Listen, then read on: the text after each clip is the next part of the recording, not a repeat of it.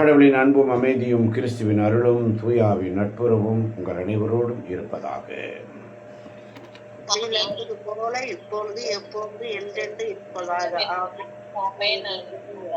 இயேசு கிறிஸ்துவில் பிரியமான சகோதர சகோதரிகளே, ஏசாயா தீர்க்கதரிசியுடைய அழைப்பு. நேற்று தியான மையத்திற்கு சென்றிருந்தோம். ஏறக்குறைய 10 பிள்ளைகள் தியான மையத்திற்கு வந்திருந்தீர்கள். ஆண்டவருக்கு மிகவும் உன்னதமாக இருந்தது. அதில் இன்னும் 2 பிள்ளைகள் வர வேண்டிய சூழ்நிலை இருந்தது, அவர்கள் வரவில்லை. இருந்தாலும் ஆண்டவர் அது ரொம்ப வருத்தப்பட்டிருப்பார். என் பிள்ளைகளை நான் கூப்பிட்ட வரலையே. 12 சீடர்களை ஆண்டவர் தெரிந்தெடுத்தார். தம்மோடு இருக்கவும், நற்செய்தி பறைசாற்றவும், பேய்களை ஓட்டவும் அதிகாரம் கொடுத்தார். நம்மவும் இந்த காலை பொழுதிலே ஆவியானவர் நமக்கு தருகின்ற செய்தி அழைப்பு, தெய்வீக அழைப்பு. நேற்று பார்த்தோம், 8 நிலைகளிலே தியான மையத்திலே அருள் தந்தை அலெக்ஸ் அவர்கள் அழகாக நமக்கு கற்றுக் கொடுத்தார். பலமுறை அந்த வசனங்களை நாம் தியானித்திருந்தாலும் அதை மீண்டும் ஒரு ரீஃப்ரெஷ் பண்ணக்கூடிய நிலையில் ஆண்டவர் இன்னைக்கு அதை நம்மளை ஆயத்தப்படுத்துகிறார். அதுக்குண்டான அழைப்பு தான் முக்கியமாக பழைய ஏற்பாட்டில் ஏசாயாவுடைய அழைப்பு. இந்த தெய்வீக அழைப்பு என்பது நம்முடைய விருப்பத்தின்படி அல்ல. தெய்வீக அழைப்பு என்பது அது நிரந்தரமானது, நித்தியமானது, நிலையானது. ஆமென். ஏசாயாவுடைய அழைப்பை பார்க்கும் பொழுது ஏசாயா இறைவாக்கினுடைய அழைப்பும் அவருடைய பணியை பற்றி இங்கே பேசுகிறது. 6ஆம் அதிகாரத்தில் வாசித்தோம்.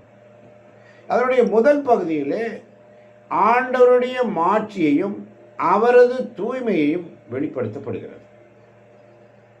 ஆண்டவர் அரியணை மீது அமர்ந்திருப்பதையும், தொங்கலாடை கோவிலை நிரம்பி நிற்பதும், சேராபீன்கள் சூழ்ந்து நிற்பதும் ஆண்டவருடைய மாட்சியை வெளிப்படுத்துகிறது. அவருடைய மாட்சிமை கோவிலில் மட்டுமல்ல, மண்ணுலகம் முழுவதும் நிறைந்துள்ளது. மண்ணுலகை மாட்சியால் நிரப்பி நிற்கும் ஆண்டவர் தூயவர். செராபீன்கள் ஆண்டவருடைய ஆலோசனை மன்றத்தை காவல் காக்கிறார்கள், ஆராதித்துக் கொண்டிருக்கிறார்கள், ஆண்டவருக்கு பணிவிடை செய்பவர்கள். ஆமென். அவர்கள் எப்படி ஆண்டவர் சமூகத்தில் முகத்தையும் கால்களையும் மூடி வைத்ததால் ஆண்டவருக்கு முன் அவர்களது பணியை வெளிப்படுத்துகிறது. ஏசாயா காணுகின்ற இந்த காட்சி ஆண்டவரின் ஒரு ஆலோசனை கூட்டத்தை நம் கண்முன் கொண்டு வருகிறது.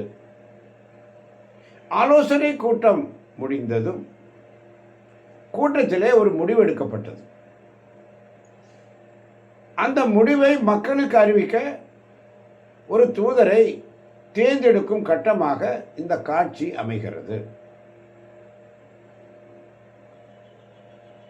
சிங்காசனத்தில் வீற்றிருக்கும் பரிசுத்தரே பரிசுத்தரேன்னு சொல்லி ஆராதிக்கிறவர்கள், ஆராதிக்க வேண்டியவரை அறிய வேண்டும். தேவப்பிள்ளைகளை,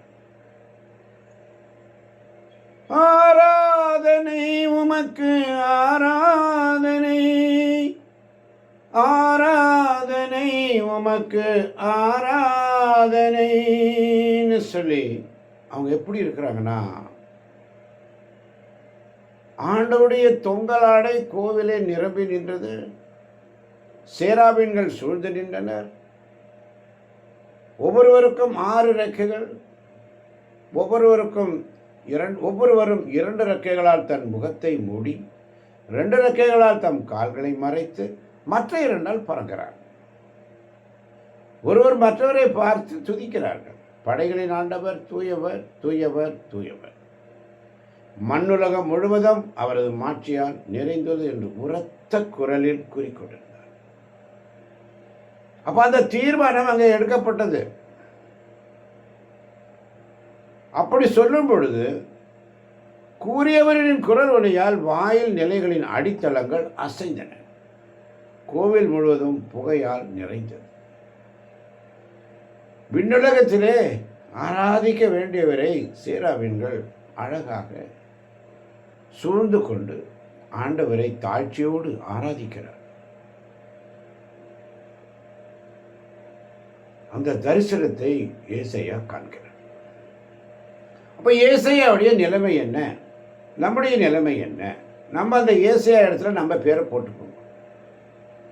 நம்ம நிலைமை எப்படி இருக்கு? ஐயோ, வாசிக்கலாமா? 5ஆம் வசனம் யாராவது ஒருவர். அப்பொழுது நான், ஐயோ நான் அழிந்தேன், ஏனெனில் தூய்மையற்ற உதடுகளை கொண்ட மனிதன் நான், தூய்மையற்ற உதடுகள் கொண்ட மக்கள் நடுவில் வாழ்பவன் நான். படைகளின் ஆண்டவராகிய அரசரை என் கண்கள் கண்டனவே என்றேன். ஆமென். ஐயோ நான் அழிந்தேன். இன்னைக்கு நம்மளும் அப்படிதான். ஐயோ, ஆண்டவர் சபத்தில் வந்து உட்காந்துட்டா, ஐயோ என் டைம் வேஸ்ட் ஆயிடும், என் ப்ரோக்ராம் கேன்சல் ஆயிடும், ஐயோ என்னால் முடியாது, எனக்கு நிறைய வேலை இருக்கு. ஆண்டவருக்கு ஊழியம் செய்ய வேண்டிய நேரத்தை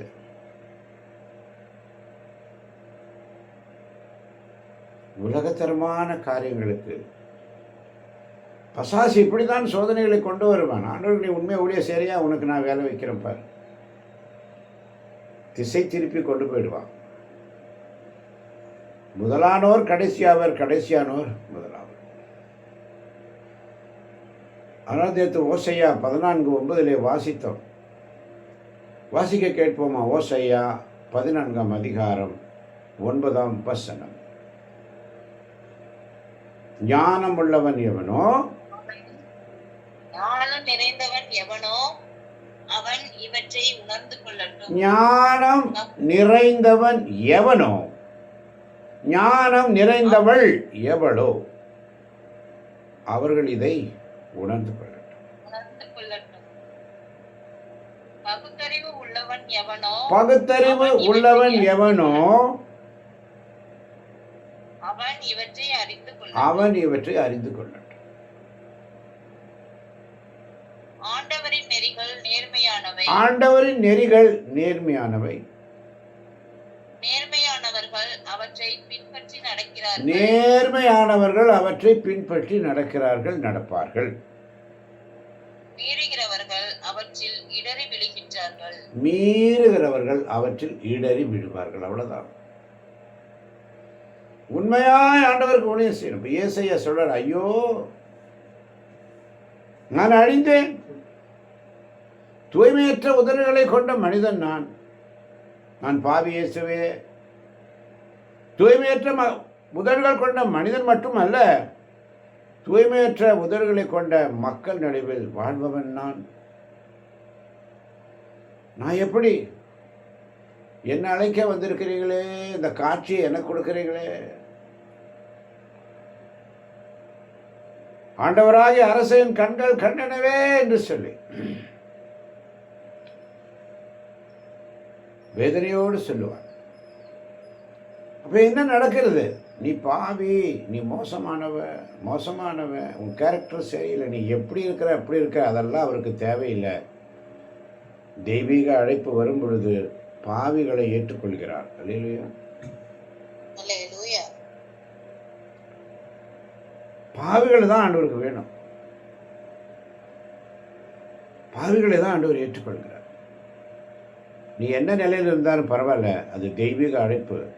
ஒரு முறை அழைப்பு கொடுத்துட்டாருன்னா நீ உதாசீனப்படுத்தி விலகி சென்றாலும் உன்னால் விலகி போக முடியாது. ஆமென். உலக சிற்றின்பங்களுக்காக உன்னை டைவர்ட் பண்ணுவான், இப்படி போ, அப்படி போ, அங்கே போ, இங்கே போ. நீ சந்தோஷமாக இருக்கலாம். இங்கே பார், அங்கே பார், உலக காரியங்களெல்லாம் காட்டுவான். இங்கே அமைதி கிடைக்கும், அங்கே அமைதி எங்கேயுமே கிடைக்காது. ஆண்டோட சந்நிதியில் மட்டும்தான் கிடைக்கும். வேற எங்கேயும் கிடைக்காத அமைதி ஆண்டோடைய சமூகத்தில் மட்டும்தான் கிடைக்கும். வேற எங்கேயுமே கிடைக்காது. நீ என்ன வேணாலும் பாரு, குட்டி கழிச்சு பாரு, எல்லாம் சரியா இருக்கும். அப்போ சேராபில் ஒருவர் பலிப்பிடித்து நெருப்பு பொரிய ஒன்றை குரட்டால் எடுத்து அதை தம் கையில் வைத்து கொண்டு ஏசையை நோக்கி பறந்து வருகிறார்.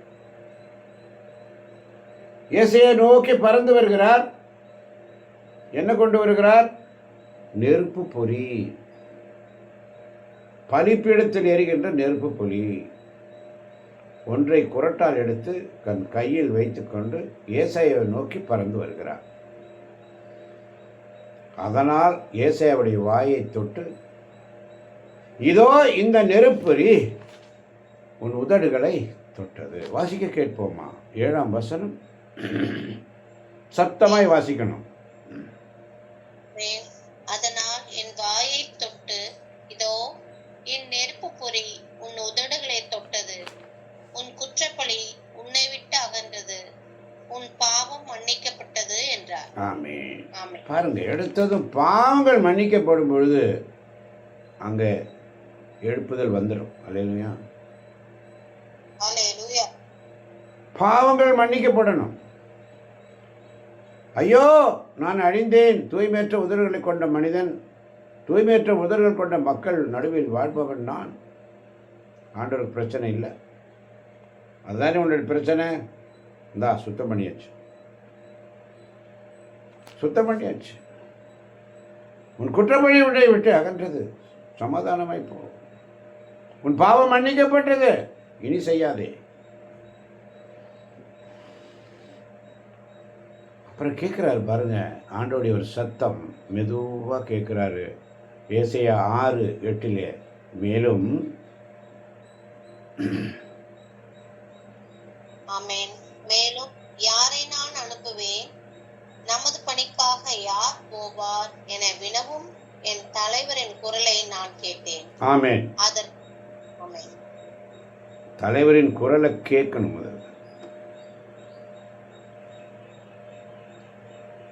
யாரை நான் அனுப்புவேன், நமது பணிக்காக யார் போவார் என வினவும் ஒரு கேள்வி குரல், தெய்வீக குரல், தெய்வீக அழைப்புங்க. கடவுளுடைய சன்னிதானத்திலிருந்து வருது.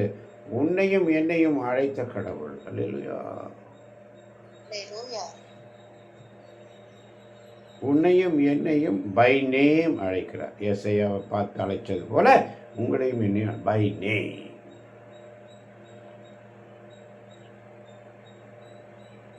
ஆமன் பாலவர்களே, நமது பணிக்காக யார் போவார், யார் போவார், யார் செய்வார்? அவங்களுடைய பர்சனல் ப்ராப்ளம், பர்சனல் காரியம். ஆண்டவனை அழைக்கிறார் பை நேம். நான் அங்கே போகணும், நான் இங்கே போகணும், அங்கே சொன்னோம், இங்கே. நீ ஆண்டவருக்காக ஒரு துன்பம் வரும்பொழுது, ஒரு பாடுகள் வரும்பொழுது, ஒரு கஷ்டம் வரும்பொழுது, ஆண்டவரே ஆண்டவரே என்று நாம் விண்ணப்பம் செலுத்துகிறோம். ஆண்டவர் நம்முடைய பணிக்காக, அவருடைய பணிக்காக அழைக்கும் பொழுது ஆண்டவரை உதாசீனப்படுத்துகிறோம். இதை உணர்ந்து கொள்ள வேண்டும். அல்லேலூயா. அதுதான் ஓசையா 14:9 அழகாக சொல்ல, ஞானம் நிறைந்தவன் எவனோ. வாசிக்கலாமா? ஓசையா 14:9. ஞானம் நிறைந்தவன் எவனோ, ஞானம் நிறைந்தவன் எவனோ அவன் இவற்றை உணர்ந்து கொள்ளட்டும். அவன் இவற்றை உணர்ந்து கொள்ளட்டும். தூய ஆவியான சொல்வதை காது உள்ளவர்கள் அனைவரும் உணர்ந்து கொள்ளட்டும். அல்லேலூயா. ஆமென்.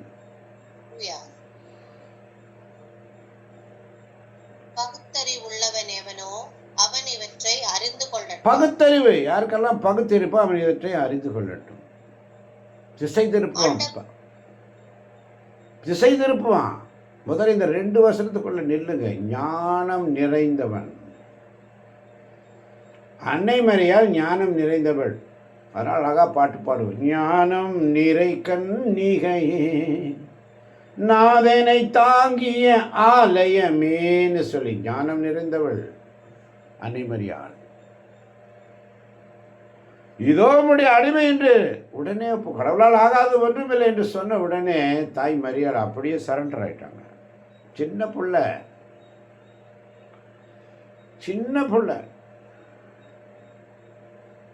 அப்படியே சரண்டர். உம்முடைய வார்த்தையின்படி எனக்கு ஆகட்டும். ஏசாயாட்ட கேட்கிறாரு, நமது பணிக்காக யார் போவார்? ஒவ்வொரு நாளும் நம்மை பார்த்து கேட்கிறார் தேவன். அதனால தான் எரேமியா தீர்க்கதரிசி அழைக்கும் பொழுது அதை எரேமியாவுடைய அழைப்பை இன்னொரு நாள் நாம் பார்ப்போம். இன்னைக்கு ஏசாயாவுடைய தீர்க்கதரிசி புஸ்தகத்திலே தான் நமக்கு மெயின் டார்கெட்.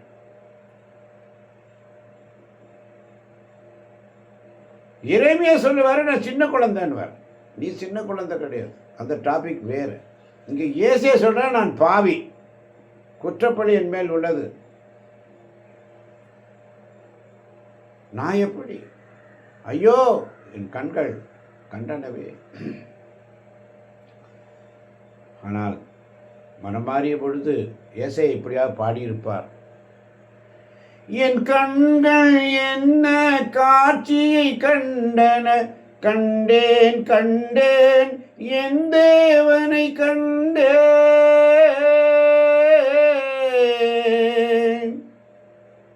என் கண்கள் என்ன காட்சியை கண்டன, கண்டேன் கண்டேன் என் தேவனை கண்டேன் சொல்லி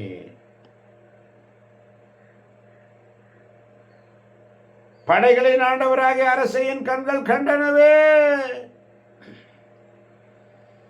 ஒரு தரிசனம்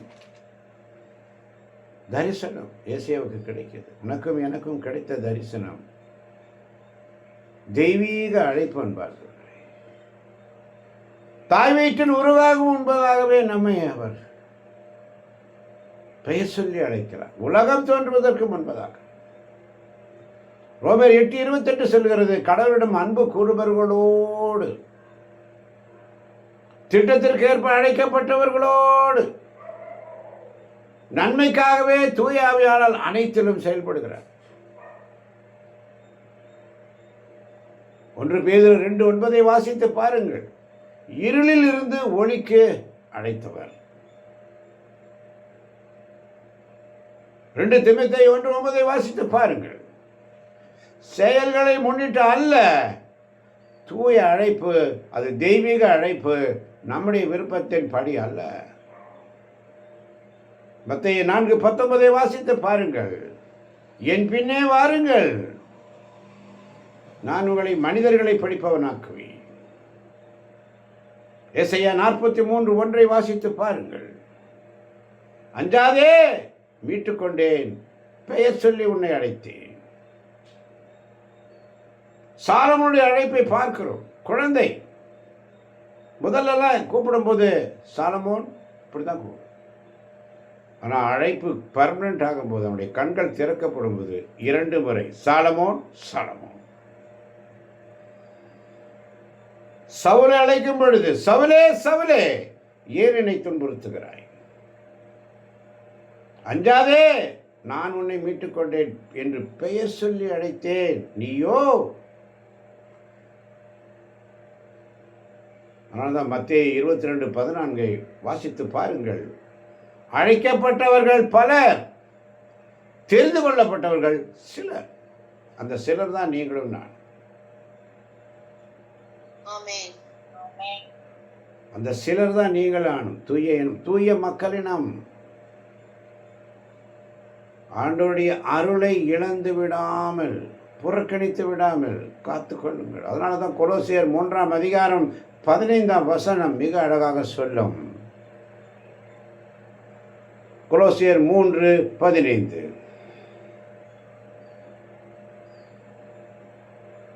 வாசித்து பாருங்கள். கிறிஸ்து அருளும் அமைதி உங்கள் உள்ளங்களை நெறிப்படுத்துவதாக. கிறிஸ்து அருளும் அமைதி உங்கள் உள்ளங்களை நெறிப்படுத்துவதாக.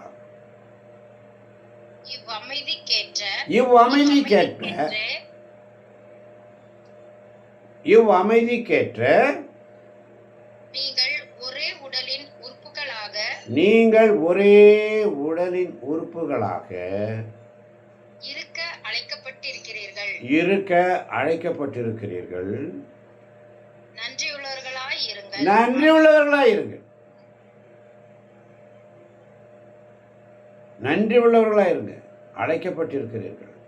நிலையான தெய்வீக அழைப்பு, அது நிரந்தரமான அழைப்பு. வாசிக்கலாம்.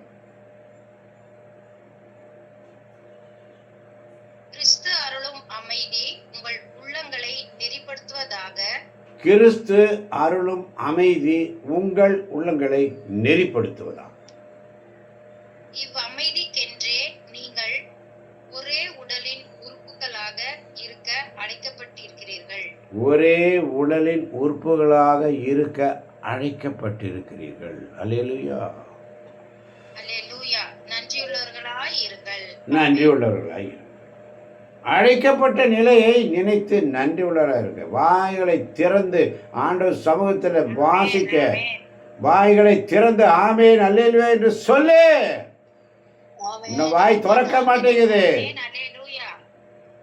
சூடு போடுவார். அல்லேலூயா. அல்லேலூயா. திறக்காத வாய் சூடு போடுவார். ஏசாயாவுக்கு போட்டார். அல்லேலூயா. ஆமென். அல்லேலூயா. எந்த வாய் திறக்கலையோ அந்த வாய் சூடு போடுவார் ஆண்டவர். எத்தனை பேர் விசுவசிக்கிறீங்க? அல்லேலூயா. ஆமென். நெருப்பு போய் ஒன்றை குரட்டால் எடுத்து அதை தம் கையில் வைத்துக்கொண்டு என்னை நோக்கி பறந்து வந்தால் அதனால் என் வாயை தொட்டு. ஆட்டோமேட்டிக்காக நீ திறப்ப. சூடு போடுவார் வாய். வசனம் தெளிவாக இருக்கிறது.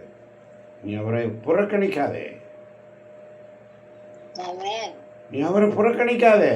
தெய்வீக அழைப்பு உன்னை கூப்பிட்டு இருக்குது. நீ உனக்கு ஒரு கஷ்டம் வந்த பொழுது நீ எப்படி துடிச்ச, எப்படி அழுத, எப்படி கண்ணீர் விட்ட, மறந்து போனாயோ?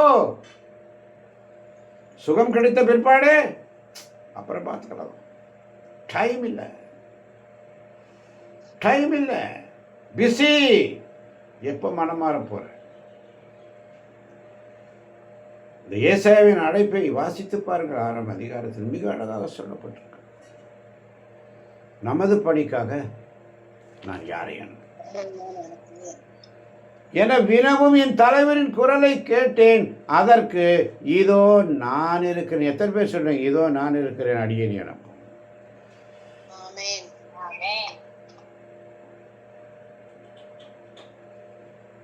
அந்த பாடல் வரிகளை பாடுகலாம். என்னை அனுப்பும், என்னை அனுப்பும், இதோ நான் இருக்கிறேன். பாடுங்க.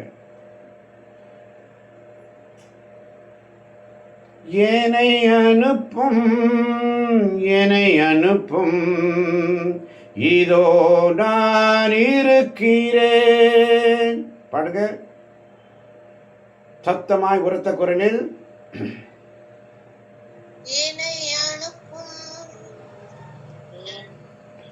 என்னை அனுப்பும், என்னை அனுப்பும், இதோ நான் இருக்கிறேன். உலகம் அறியா எளியவன், வாய்மொழி பேசா சிறியவன், உன் துணை இருந்தால் என்னுடன் நடந்தால் துணிவுடன் நான் செல்வேன். உன் துணை இருந்தால் என்னுடன் நடந்தால் துணிவுடன் நான் செல்வேன்னு சொல்லி நல்ல குரல் வளத்தை கொடுத்திருக்காரு. உங்களுக்கு நல்ல ஆசீர்வாதத்தை கொடுத்திருக்கிறார். ஜெபிக்கக்கூடிய வல்லமையை கொடுத்திருக்கிறார். பாடக்கூடிய திறனை கொடுத்திருக்கானே. எங்கே? தூய ஆவியினால் ஆட்கொள்ளப்பட்டவர் என்று எவரும் ஆண்டவர் இயேசு என்று சொல்ல முடியாது. தூய ஆவியினால் ஆட்கொள்ளப்பட்டார் என்று உங்களால் பாட முடியாது. தூய ஆவியார் உங்களுக்குள்ள வரணும். அந்த நிலை உனக்குள்ள இல்லைன்னா உன்னால் ஜெபிக்க முடியாது, பாட முடியாது, ஸ்துதிக்க முடியாது. அதனால தான் ஏசாயாவுடைய வாயை தொட்டு சூடு போடுறார். சூடு போட்டார். அப்பதான் வாய் திறக்கும். என்னை அனுப்பும், என்னை அனுப்பும், என்னை அனுப்பும், என்னை அனுப்பும், இதோ நான் இருக்கிறேன். என்னை அனுப்பும், என்னை அனுப்பும், என்னை அனுப்பும், என்னை அனுப்பும், இதோ நான் இருக்கிறேன். உலகம் அறியா எளியவன், வாய்மொழி பேசா சிறியவன், உன் துணை இருந்தால் என்னுடன் நடந்தால் நலமுடன் நான் செல்வேன். யாரை நான் அனுப்புவேன் என்று சொல்லி அழைப்பு, தெய்வீக அழைப்பு. என் தேவ ஜனமே, நம்முடைய விருப்பத்தின்படி அல்ல, இது நிரந்தரமான. பரிகாசம் செய்கிறார்கள், ஆண்டோடைய வார்த்தையை கேட்பதற்கு மனமில்லை, பரிகாசம் செய்கிறார்கள், சூடு போடுவார். ஆண்டோடைய வார்த்தையை தியானிக்க மனதில்லை, பரிகாசம் பண்ணாதே. தூய்மையற்ற உதடுகள் கொண்ட மனிதனை தூய்மைப்படுத்துகிறான், சூடு போட்டு. அவனுடைய சமூகத்தில் உண்மையாயிரு, அவருடைய வார்த்தைகளை தியானிக்கும் பொழுது.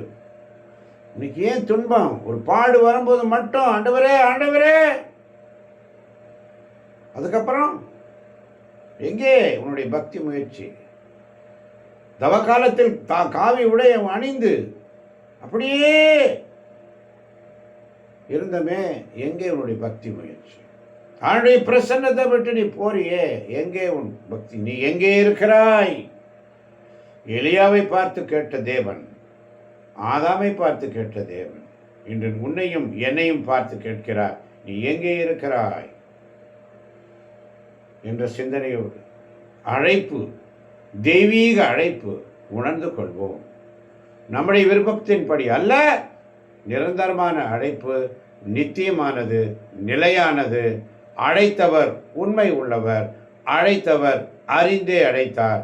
அழைத்தவரை அறியும் அறிவை நாம் பெற்றிட மன்றாடுவோம். இதை யூடியூப் வழியாக கேட்கப் போகின்ற ஒவ்வொரு பிள்ளைகளையும் தேவன் தாமே நிறைவாக ஆசீர்வதிப்பாராக. ஆமேன், ஆமேன், ஆமேன்.